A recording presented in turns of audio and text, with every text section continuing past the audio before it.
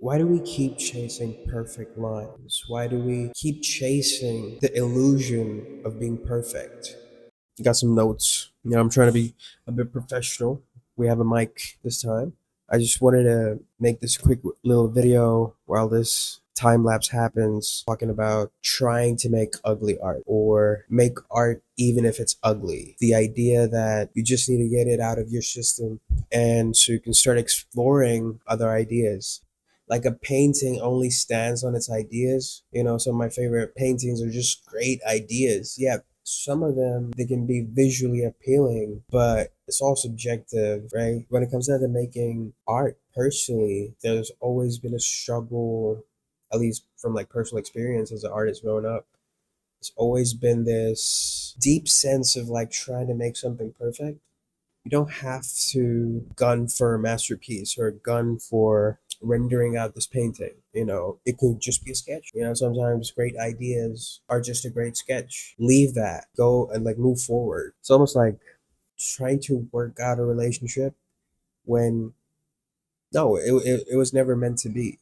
So you need to like let go of trying to make something out of it. Some ideas are just but ideas. Sometimes perfection is like the quickest way to sort of never start when you already have like a precedent to I need to hit this, right? And it's like we're never going to do that. Let's be honest. Like sometimes if you set out to be like, oh, I'm gonna paint like John Singer Sargent, you feel motivated, you feel like you can go, be the next John Singer Sargent, blah blah blah. And then you start painting, you open Photoshop or whatever, traditional canvas, right? And then it's like, oh snap, what am I doing here? And you kind of like get paralyzed because you're looking at John Singer Sargent, but you ain't looking at the journey, the trajectory of who you are. I think fundamentally sometimes we are so hyper fixated with trying to emulate our favorite artists, let it be like John Singer Sargent, Gustav Klimt, or like Alberto Mielgo, or whoever, right? And we are so focused in figuring out how they did it instead of figuring yourself out. Take a breather, forget about style, forget about all that other stuff. Just like breathe, look at all your lived experiences, right? And this kind of like correlates to like with making ugly and ugly being honest work. The most honest parts of our life are usually maybe the ugliest parts of our life. I want you to like sort of channel certain experiences that you had in the past or are going through or are in, and let's say it's ugly. I want you to like put it on paper. Because imagine this, you're already sort of constipated emotionally, and you still want to make something perfect out of it. But maybe your perfect is being ugly right now. So just be it. So just do that. Most paintings start ugly, even like this time lapse. Like, let me show the first image to the last one, like how it ended up being. It's like this huge, change, but it's like you still need to have a sense of fate. Painting is just super complex, it's super complicated. It ain't even like style, blah, blah, blah. But the feeling and the amount of faith that you need to sort of possess to be like, even while seeing this turd, you're like, you know what? This has a future and it's going to be perfect. Don't be controlled by the shackles of perfection.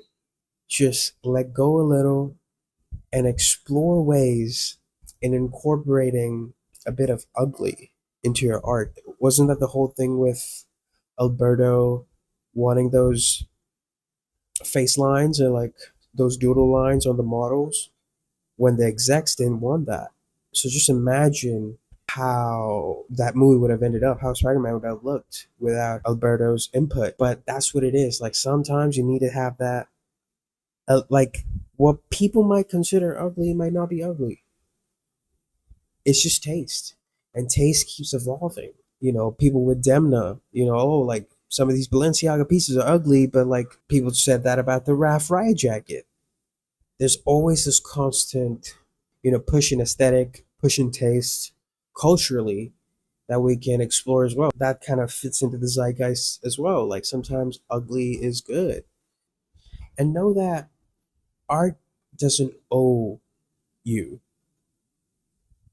for it to be beautiful. Like art doesn't owe beauty. And art is but a extension of yourself or expression of yourself, but it doesn't owe you or it doesn't owe the viewer beauty. We have certain type of folks that enjoy commercial stuff in terms of movies, and we have a certain type of people that just love, high level cinema. And there's nothing wrong with each. One might find the other pompous, one might find the other uncultured, but it's still movies. The idea of what's ugly and what's not is so skewed. So don't be too trapped within your body. When you're trying to communicate as artists, as a storyteller. Let it be an environment. You think it's the colors are too ugly, blah blah blah. That's where the gold, and that's the point. That's the resistance. Don't fight that. See, that's what you don't have to fight your own painting. That's a weird space to be whenever you open Photoshop.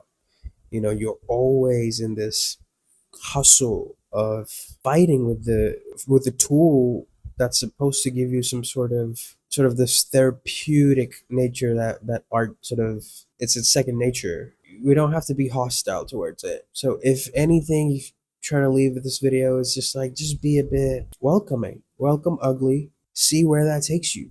See where it leads you. Just be open to it instead of just being getting tensed up to the idea of putting something personal in, putting something that others might seem, you know, and never be in a space where you start questioning your sense of taste and your conviction. We can grow as individuals, we can grow as artists, and we can elevate our taste, but it's such a depressing state to be in that you're in a constant fight, this internal battle within yourself, talking about good enough and a good enough, blah, blah, blah. So I would be that difference, take that chance and just be. And so just go make a painting, open Photoshop, open MS Paint, take your sketchbook out, do whatever, but just channel ugly. Try to make something ugly. And if it's difficult, understand why it doesn't seem to be difficult, and hope this sort of challenge leads to new opportunities in terms of image making. Because I still feel like the current art landscape is quite saturated with a bunch of art, with a bunch of great art, but there's something new, and it's in the ether, and we should pull it out. There's always a new idea. Of course, there's certain patterns, and people, not everything is original, blah, blah, blah. I get that. But we never had a Spider Verse. We never had a new Teenage Mutant Ninja Turtle, like the new one with Seth Rogen and them, right? In that particular style. And it's what's wonderful. And I feel like we still need to be alive, a bit more optimistic. At least for me, art's been a space of rest, and it's never been a space of anxiety. And now more than ever, talking to a bunch of artists personally, they always are, on their toes. It sucks, but I still want artists to know that, you're seen. You're seen, you're heard. I want this space, I want this channel to be about other artists. There's a lot happening right now, and trust me, on this. Don't be shackled to the chains of perfection. It's not a good look. It never will be. So try to challenge yourself to make something ugly. Go do it. Go do it. And I bet you'll feel better. The way you look at art might change. Even if let's say you end up not liking it, you still made something. That's a win-win situation, because at the end of the day, art is just about repetition. Trying to get better at something, just not repeat it. And I hope y'all find this video helpful, and catch y'all on the next one.